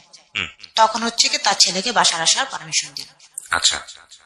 আপনি তো জানলেন ছেলেটাকে মাত্র আপনার ক্লাসে পড়ে, ইন্টারে পড়ে। এখন তো ওই যে আমি চলে আসছি 1 সপ্তাহ তার সাথে আমি থাকতেছি, এখন আমি ব্যাপারটা আমার ফ্যামিলিতে আমি ডিসকাস করতে পারতেছি না। শুধুমাত্র আমার একটা ক্লোজ ফ্রেন্ড ছিল, মানে একদম স্কুল লাইফের বান্ধবী, ওর সাথে ব্যাপারটা ডিসকাস করলাম এখন কি করব। তখন বললো যে দেখ কি হয়, যেহেতু আসিস এখন ফেরত আসাটাও সম্ভব না, আর আমি যে বাসায় নেই এখন একটু পিবিএস এ যাই, সেটা হচ্ছে গিয়া যাদের বাড়িতে বিয়ে ঠিক ছিল ওই ভদ্রলোক বলছিলাম প্রতিদিন সকালে কিন্তু সে 1 কাপ লাল চা খাওয়ার জন্য আমার বাসায় আসতো ফজরের নামাজ। ইটালিয়ানের বাবাটা সে কিন্তু প্রতিদিন সকালে এবং ক্লাস 7 থেকে আপনাকে আপনাদের যাবতীয় খরচ আমার সে যাবতীয় খরচ বহন করে, সে প্রতিদিন সকালে আসে চা। আচ্ছা, এখানে আপনার প্রশ্নটা আমার এখনই করা উচিত, কারণ আমি জানি আমি শেষে গিয়ে অনেক প্রশ্ন আমার জমা হচ্ছে, আমি করবো সেগুলো। আচ্ছা, আপনাকে যেটা আমার মনে হয়েছে যে আপনি ভয়ঙ্কর রকম, এখন পর্যন্ত গল্প শোনার পর যেটা মনে হচ্ছে ভয়ঙ্কর রকমের একরোখা ছিলেন, জেদি ছিলেন, যে যে আপনি যে সিদ্ধান্ত নিচ্ছেন সেটাতে নড়চড় হলে কোনো প্রকার কোনো কম্প্রোমাইজ নাই, কারণ আপনার ভিতরে তো এই সিম্প্যাথিটা কাজ করার কথা। ক্লাস 7 থেকে একটা বাচ্চাকে তারা পেট্রোনাইজ করতেছে, লেখাপড়ায় যাবতীয় ভরণ পোষণ তারা দিচ্ছে, বাড়িতে আসতেছে, এবং মাইন্ডসেট আপনার রেডি হয়ে যাওয়ার কথা। তো না, সেখানে মাইন্ড সেটআপটা হয়নি, কারণ আমি বলি সেটা হচ্ছে ওই যে বললাম ফার্স্ট যে আমার মানে ফর্সা ছেলের খাটো ছেলে আমার পছন্দ না। দেখেছিলেন আপনি ছেলেটাকে? না, ছবি দেখছি, এবং তারা ভাই বোনরা সব ওই টাইপের। তো তখন বলছে যে মানে ওই লোকটা ছিল, নাম ছিল রহিম, ঠিক আছে, মানে যার সাথে বিয়ে ঠিক ছিল। তো এরকম বলতো যে আমার সাথে আমার মানে ওনার সাথে আমাকে খুব মানাবে, কিন্তু বরাবরই আমার ওনাকে কেন যেন ভালো লাগতো না। আচ্ছা, ঠিক আছে, চলুন। আপনি যেখানটায় ছিলেন যে যখন আমি এক কাপ চা খেতে হ্যাঁ, আসলো। যখন 5 দিন 6 দিন চলে আসছে, তখন আম্মু বললো যে ও তোর খালার বাসায় গেছে, এখান থেকে পরীক্ষা টরীক্ষা দেওয়াটা অনেক কষ্টকর, মানে তখনও বলতে পারছেন না আসলে কি এখন বলবেন। বলার কোনো রাস্তা নেই। তো বলতেছে পরীক্ষাটা ও ওইখান থেকেই দিবে। তো এখন আসা বন্ধ। এখন উনি সকালে বিকালে দুপুরে 3 বেলা ফোন দেয়, বাসায় ফোন দেয়, খোঁজ খবর নেই। হ্যাঁ, যে আমি আসছি কিনা।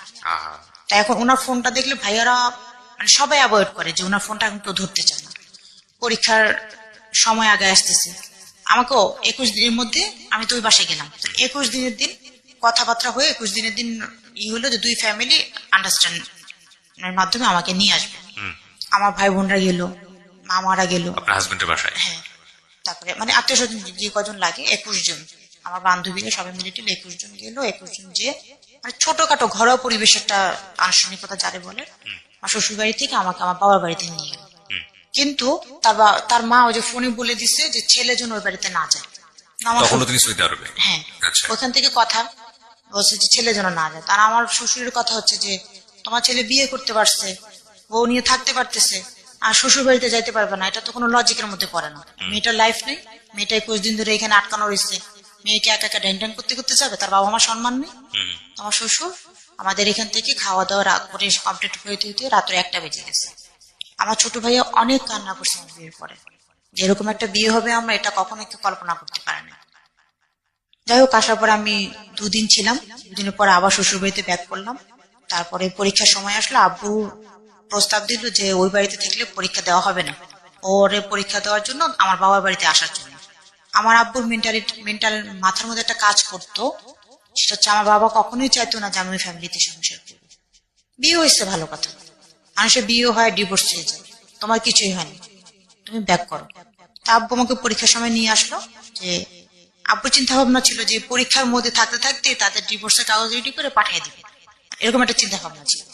এটা আমার শ্বশুর তো লয়ার, আমার শ্বশুর যখন আমার বাবার সাথে কথা বলতো, কথা বলে মজা পাইতো না, আমার শ্বশুর জিনিসটা কেস করে ফেলছে যে এরকম কিছু ঘটতে পারে। তখন আমার শ্বশুর বললো যে আমার বাসাটা খালি খালি লাগতেছে, আমার মারে দিয়ে পাঠান, এখান থেকে পরীক্ষা দিবে। 4টা পরীক্ষা শেষ হওয়ার পরে আমাকে আবার ওই বাড়িতে ব্যাক করে নিয়ে গেল। নিয়ে যাওয়ার পর আমি ওখান থেকে বাকি পরীক্ষাগুলো দিলাম।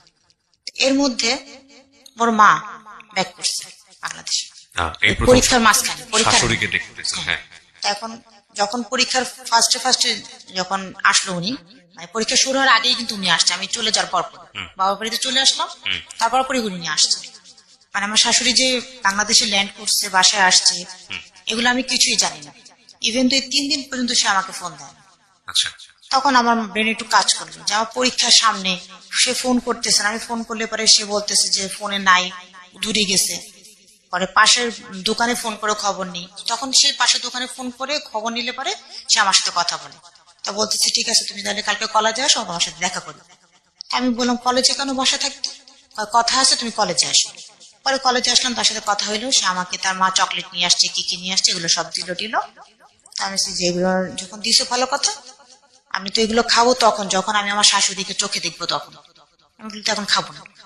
তা আমি তখনই ওই যে কলেজ থেকে আমি বললাম যে তোমাদের বাসায় যাবো, পরীক্ষার আগেই ওদের বাসায় গেলাম। ওর মা অসুস্থ, বিছানায় শোয়া, সালাম করলাম যে কোনো উত্তর নেই, কোনো কথাও নেই। আচ্ছা। আমি তাকে জড়ায় ধরে বললাম যে ভুল যদি করে থাকি মা, আপনার ছেলে আমি দুজনেই করেছি, একা শাস্তি আমি পেতে চাই না, যদি শাস্তি দুজনেরই পাওনা থাকে দুজনেই পাবো, আদারওয়াইজ দুজনকে মেনে নেবেন।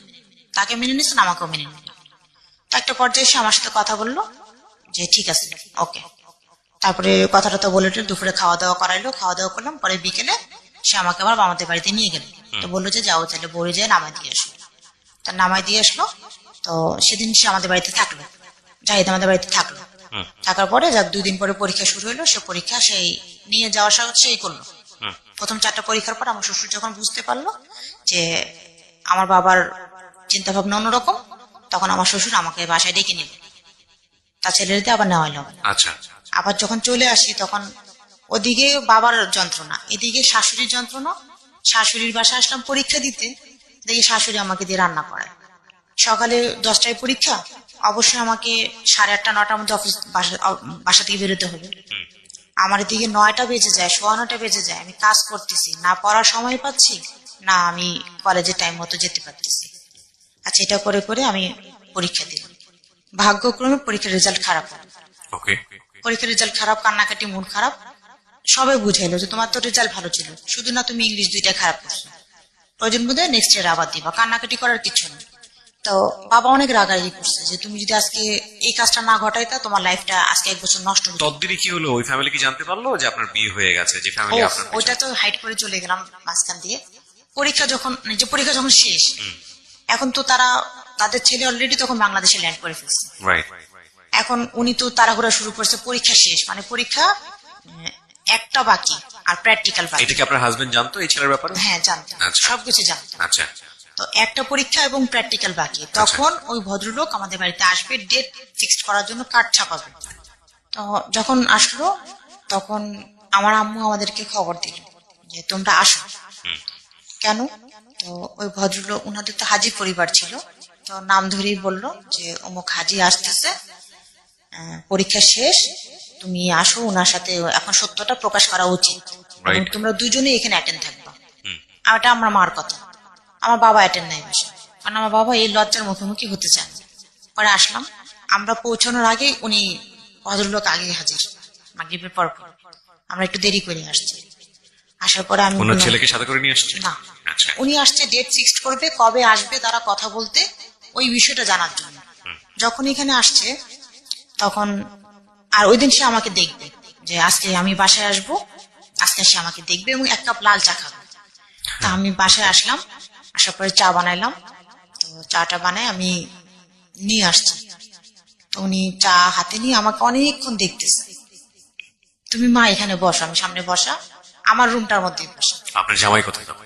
তখন সে ড্রয়িং রুম, ওকে, আমাদের বাড়ির ড্রয়িং রুম, ওর দিকে আসতে দিলাম। পরে আমি সামনে গেলাম, সামনে যাওয়ার পরে চা দিলাম ওনার কাছে, তখন চা ওনার হাতে। তো আসলে ওই সিচুয়েশনটা আমার চোখে এখনো ভাসে, এখন আমি কিছুই বলতে পারতেছি না, মানে আমার কোনো ভাষা নেই এখন। তা আম্মু বলতেছে ভাই একটা কথা বলা ছিল।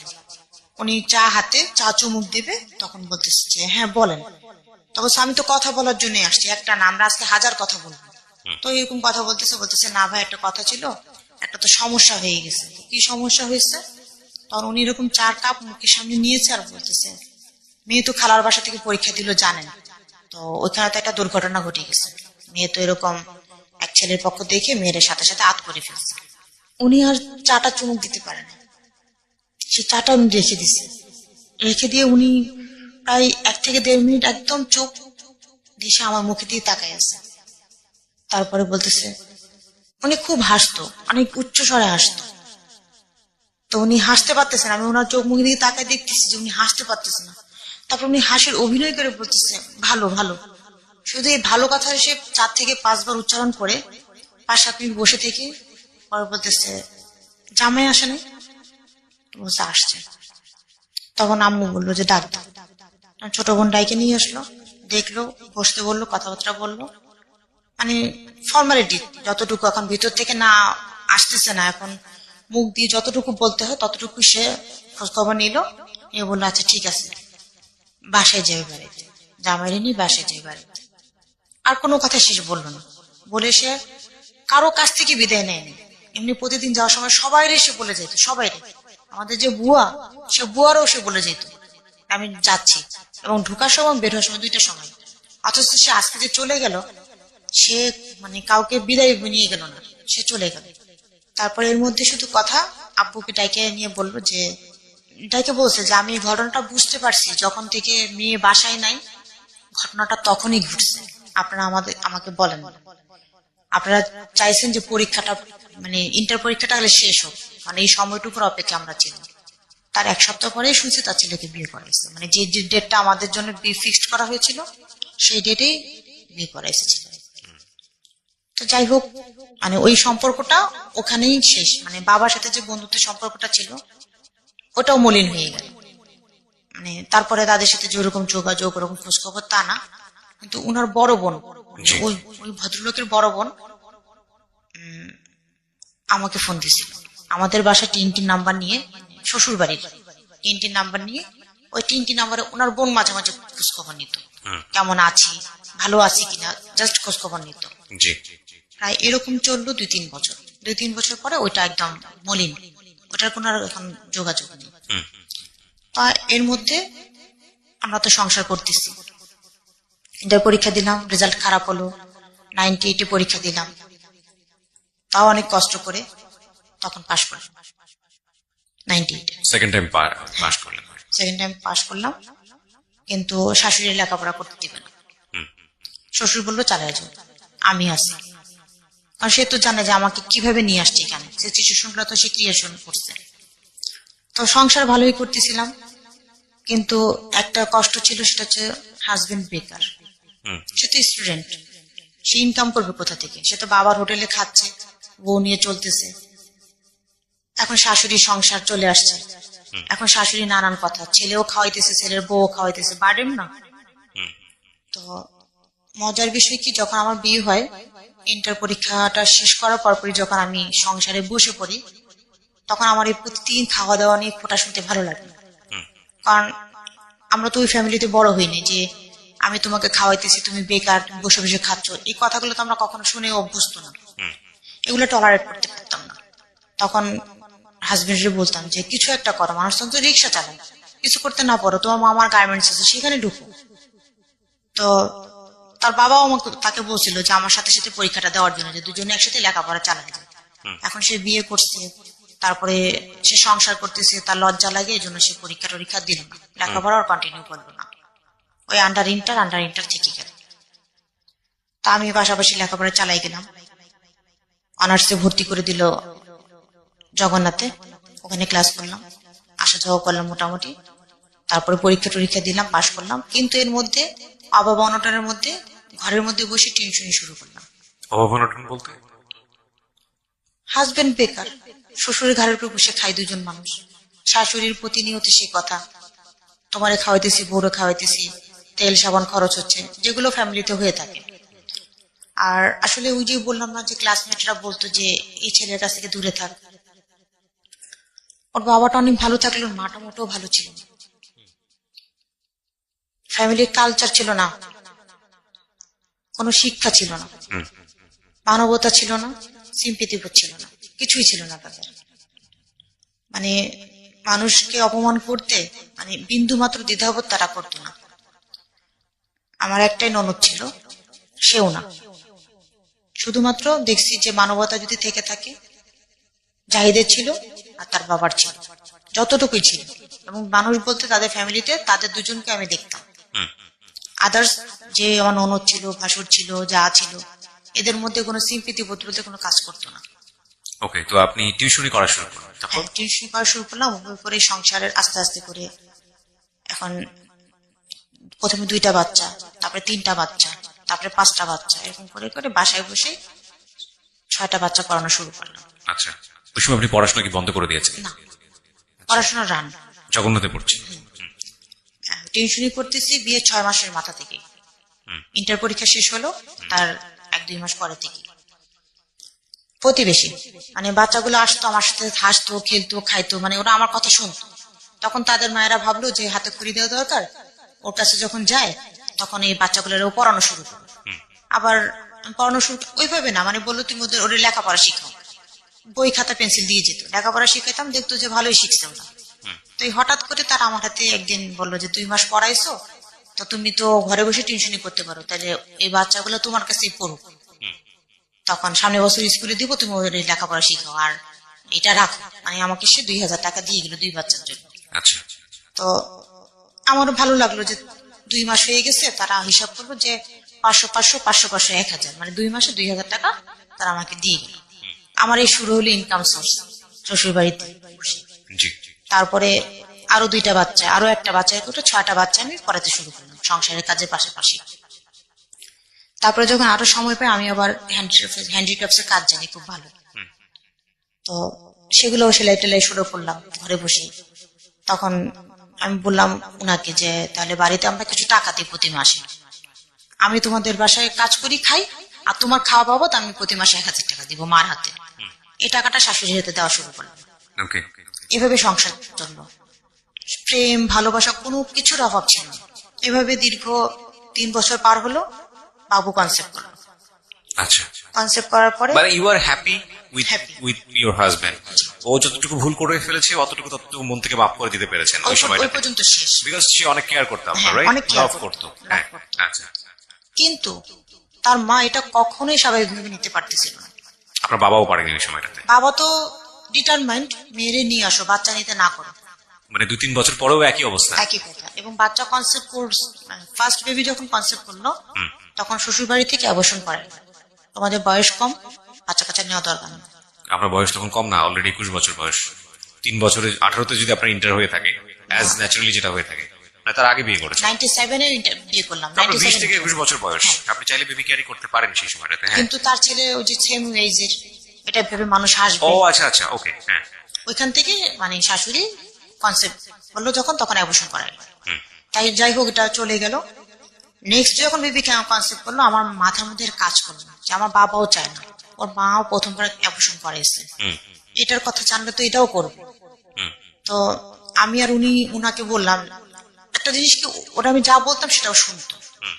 মানে আমি বলতাম যে তুমি বুঝে থাকো এটা কি ভালো না মন্দ, যদি ভালো না হয় তাহলে তুমি এটা অ্যাকসেপ্ট করো না। হুম। তখন সে আমি বললাম যে শোনো, একটা পর্যায়ে পরে শারীরিক যখন পরিবর্তন হবে তখন সবাই দেখবে, সবাই জানবে, তখন বলবো, কিন্তু আপাতত 5 মাস পর্যন্ত কাউকে জানানোর প্রয়োজন নেই। আচ্ছা। আমরা দুজনই ডিটারমাইন্ড, দুজনই কাউকে বললাম না, এই ফ্যামিলি ওই ফ্যামিলি কোনো ফ্যামিলিতে না। হুম। কিন্তু 5 মাসের সময় যখন রমজান মাস চলে, প্রতি রমজান আমরা 4 বোন একসাথে করি হুম। মার বাড়িতে। আমার মেজ আপু আমাকে দেখে কিছুটা আঁচ করতে পারে, বলে যে তোমার কি কোনো সমস্যা? আমি বলছি না। বলছে মোটা হইতেছো। আমি বলছি খাওয়া দাওয়া ভালো হচ্ছে এই জন্য, হুম। বলে অ্যাভয়েড করে চলে আসছে। তো মেজপুর কাছ থেকে তখন ওই যে হাজবেন্ড বেকার, জি। হাজবেন্ড কে স্টাবলিশ করার জন্য মেজপুর কাছ থেকে টাকা নিয়েছিলাম ব্যবসা করার জন্য। কত টাকা? 30,000 টাকা। ওই সময়টাতে কিসের ব্যবসা? ও তখন ফলের বিজনেস করবে ফার্স্ট। আচ্ছা। লেখাপড়ার পাশাপাশি নাকি লেখাপড়া বন্ধ করতে? ও তো লেখাপড়া বন্ধ, ইন্টারমিডিয়েট পরে লেখাপড়া বন্ধ? বন্ধ আর করলো না। পরে সে ব্যবসা করবে, আমাকে টাকা দাও, আমি যদি 1,50,000 টাকা হয় তাহলে আমি ইনভেস্ট করতে পারি। আচ্ছা। কিভাবে করবো, এত টাকা কোথায় পাবো? 1.5 লাখ টাকা মানে ওই সময় অনেক টাকা। হুম। আর আমি বলছি এত টাকা তো দেওয়া যাবে না, দেখি কতটুকু ব্যবস্থা করা যায়। আমি জপুর কাছ থেকে 30,000 নিলাম, আর আব্বুর কাছ থেকে 50,000 নিলাম, এই 80,000 টাকা দিলাম তাকে বিজনেস করার জন্য। সে এখান থেকে ওখান থেকে ঢাকা বাড়ি থেকে কোথায় কোথায় থেকে কলা কালেকশন করে নিয়ে এসে সে বিজনেস করা শুরু করলো। 6 মাস এরকম চলার পরে -0, পুঁজি পাট্টা সব শেষ, বিজনেস শেষ। কলার বিজনেস? জি। এটা খাইলো কে? মাঝখান দিয়ে প্রফিটেবল হইলো আমার ভাসুরা, ভাসুরের বউ, তারাই বিক্রি করলো, তারাই টাকা পয়সা উঠাইলো, মানে তাদের দিয়ে কাজ করায়, সে শুধু ইনভেস্টার। হুম। আমি না করলাম যে নিজে না থাকলে বিজনেস হয় না, তুমি এগুলো টেক কেয়ার করো। সে টেক কেয়ার করলো না, হুম। শেষ বিজনেস। আবার 6 মাস 7 মাস ঘুরলো, আবার কাজ শুরু করলো। কি বিজনেস করবো? এবার বিজনেস করবো হচ্ছে কি আপনার গার্মেন্টস এক্সেসরিজের। আমি তো এখানে তো অনেক টাকা দরকার, তুমি টাকা নিয়ে দাও, মানে আমি তোমার টাকা ফেরত দিতে দেবো। কিন্তু সে লস খাইলেও সে ওই যে মার্শাল আর্ট শিখাইতো, ওখান থেকে সে কিছু টাকা পেত। আর আচ্ছা। একটু রাজনীতির সাথে জড়িত ছিল তো, এই নেতা টেতাদের সাথে চলাফেরা করতো, মাঝে মাঝে টুকটাক টাকা পয়সা পেত। তো এইগুলো গুছায় গুছায় আমি টেনশনে পড়তাম, এগুলো গুছায় গুছায় আব্বুর টাকা ব্যাক করলাম। আচ্ছা। ব্যাক করার পরে 6 মাস পরে আবার তার বিজনেস দরকার, আবার তাকে টাকা এনে দিলাম। এবার বড়পুর কাছ থেকে, তারপরে আমার এক ফ্রেন্ডের কাছ থেকে, এখান থেকে ওখান থেকে মিলাই জিলাই তাকে আবার এক্সেসরিজ এর বিজনেস ধরাইলাম। সেখানেও সে মার খেল। এরকম করে করে 2 বা 3 বার মার খেল। লাস্টলি এখন তাকে আমি বললাম যে এভাবে চলে না, পার্মানেন্ট কিছু করো। তারপরে চিন্তা ভাবনা করলাম পার্মানেন্ট কি করা যায়, কি করা যায়। এভাবে আমার টাকা দিয়ে সংসার চলবে না। আমি একটা স্কুল পাশাপাশি টিউশনির পাশাপাশি একটা ইউনিসেফ এর নাম তো শুনেছেন? জি। ইউনিসেফে যে সুবিধা বঞ্চিত শিশুদের শিক্ষা যে সাইটটা, ওই স্কুলে একটা চাকরি নিলাম আমি। আচ্ছা সুবিধা বঞ্চিত বাচ্চাদের পড়ানোর জন্য 30টা বাচ্চা, 30টা বাচ্চা দায়িত্ব আমার, ক্লাস 5 পর্যন্ত, 1 থেকে 5 পর্যন্ত। তো ওইখানে ভালোই স্যালারি দিত। তো আমি ওই স্কুল, বাড়ির পাশে স্কুল, একটা রুম আমি ঠিকঠাক করে নিলাম। তখন কি পড়াশোনা চলছে আপনার নাকি বন্ধ হ্যাঁ, করে? তখন আমি পড়াশোনা করছেন প্লাস হচ্ছে সংসার প্লাস হ্যাঁ, হচ্ছে এই টাকা পয়সা রোজগার করছেন। ততদিনে কিন্তু বাবু হয়ে গেছে। বাবু একটা সামলাচ্ছেন। এই জন্যই বলা হয় যে বাংলাদেশের নারীরা যতটা পারে ততটা আসলে পুরুষরা। আর যখন ওখানে জব করি, বেবি তখন হয়ে গেছে। আর বেবিটা হয় হচ্ছে 2001। জি 2002-তে নভেম্বরে যে শ্বশুর মারা যায়। আচ্ছা তো শ্বশুর মারা যাওয়ার পরে উত্থান পতনটা লাইফে মানে শুরু হয় তখন আমরা যখন শ্বশুর মারা যায় তখন আমরা মানে বাসার বাইরে, মানে আমাদের শ্বশুর বাড়ির বাইরে। যখন বেবি হওয়ার পরে শাশুড়ি জেদ ধরলো যে আমাদেরকে নিয়ে সে সংসার করবে না, আমাদেরকে ডিভাইড করার জন্য। তো আমার শ্বশুর আমাদেরকে সুন্দর মতো করে বললো, আমরা আলাদা বাসা ভাড়া নিয়ে উঠে গেলাম।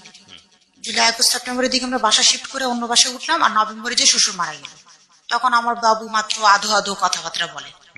মারা যাওয়ার পরে তখন বেসিক্যালি শাশুড়ি তো একা হয়ে যায়। জি তখন শাশুড়ি আমাদের সাথে আবার থাকা শুরু করে। আমরা তো একটা রুমের বাসা নিয়ে থাকি, বাচ্চা, আমি, হাজবেন্ড, এবং সাবলেটে থাকি। আচ্ছা ঠিক আছে। তখন একটা রুমের মধ্যে শাশুড়ি নিয়ে থাকাটা তো সো ডিফিকাল্ট।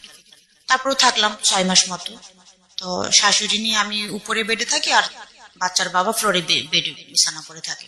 জি তো একটা সময় পরে হাজবেন্ড তো একটুখানি মনক্ষুণ্ণ হয়, কারণ সে তো তার স্ত্রীকে সময় মতো কাছে পাচ্ছে না। তো একটু রাগ, একটু জিদ, একটু মানে জেলাসি গুলো মনের মধ্যে থেকেই থাকে। ভালো কথা বললেও রিয়াক্ট করে। তার মধ্যে আবার আছে শাশুড়ি একটু কান পড়া, ঝালাই, এই সমস্ত আজে বাজে কথাবার্তা থেকেই থাকে। তোমার বউ এই করে, তোমার বউ সেই করে, মানে রাগ একটু থেকেই থাকে। তারপর আস্তে আস্তে আমি বুঝতে পারলাম যে রিয়াকশন, প্রতিক্রিয়াগুলো কেন হচ্ছে।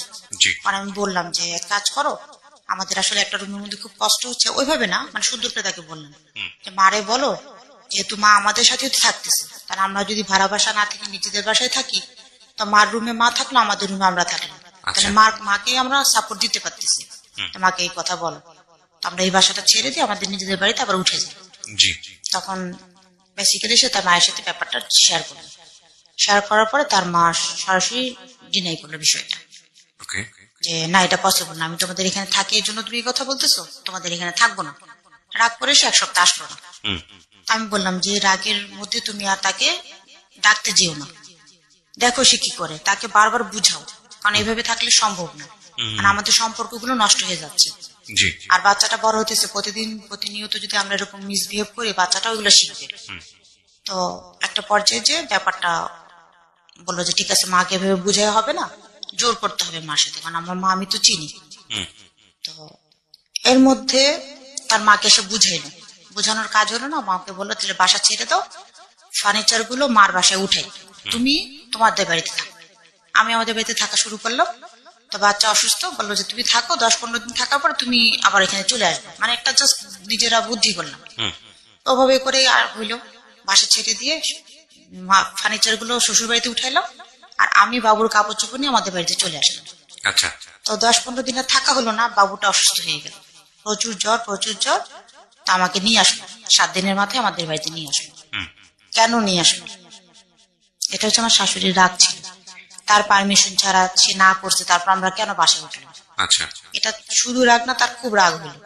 সে বাসায় খাওয়া দাওয়া অফ করে দিল, থাকা বন্ধ করে দিল, সেই বাড়িতেই থাকবে না। পরে আমাদের যে বাড়ি ভাড়া দেওয়া ছিল শ্বশুরের, সেই বাড়িতে যে থাকা শুরু করলো। তারপরে এই এক পর্যায়ে এরকম থাকতে থাকতে একটা সময় কনভিন্স তো হয়ে যায়, তাকে আবার বাসায় ফিরিয়ে নিয়ে আসলাম, রাগটা কমলো, থাকতে শুরু করলো। এখন এটাকে কেন্দ্র করে, এখন এটা তো কেন্দ্র হবে একটা, এখন কেন্দ্রটা আসছে কোত্থেকে, এখন তার সাথে আমার সাথে লাগাই ধরে একটা লাগবে না। তখন ওই মাঝে মাঝে আমি যখন ইউনিসেফে জব করি, তখন আমি স্কুলে যাই সকাল 11টা থেকে 1টা পর্যন্ত আমার স্কুল। জি আর আমার বাবুর স্কুল হচ্ছে সকাল 8টা থেকে 10টা পর্যন্ত। জি আমি সকালে বাবুকে স্কুলে দিয়ে নিয়ে এসে রেখে দেন হচ্ছে আমার স্কুলে আমি যাই। কখনো কখনো আমার স্কুলের বাচ্চাদের দিয়ে ওকে নিয়ে আসে, এসে আমার স্কুলে নিয়ে যাই, স্কুল শেষ একদম বাবুকে নিয়ে বাসায় ফিরি। মানে আচ্ছা। এভাবে দিনগুলো চলতেছে। আচ্ছা কিন্তু আমার বাচ্চাটাকে যে টেক কেয়ার করবে বা কেউ দেখবে বা ও দাদি আছে, ও দাদি একটু মানে আদর আল্লাদ করবে বা ওর কাছে রেখে যাবো, এই রাস্তাটা আমার ছিল না। এটা কখনোই সে করতো না। তারই নাতি, কিন্তু সে তো কখনো এটা অ্যাবিলিটি নিত না। যখন ডাকতে পারতাম না তখন সামনের বাসার আশেপাশে লোকজন দিয়ে দেখায় রেখে যেতাম। এই বাবুটাকে রেখে গেলাম, চাবি দিয়ে যেতাম, আর ওই সামনের বাসার আন্টিকে বলে দিতাম একটু দেখার জন্য। এভাবে চলতে থাকতো। কিন্তু সে অলওয়েজ টাইম, ওই যে বললাম না যে হ্যাবিট খারাপ ছিল, এই জিনিসগুলো আসতেছে কোত্থেকে, তার এই জিনিসগুলো তো আসতে হবে।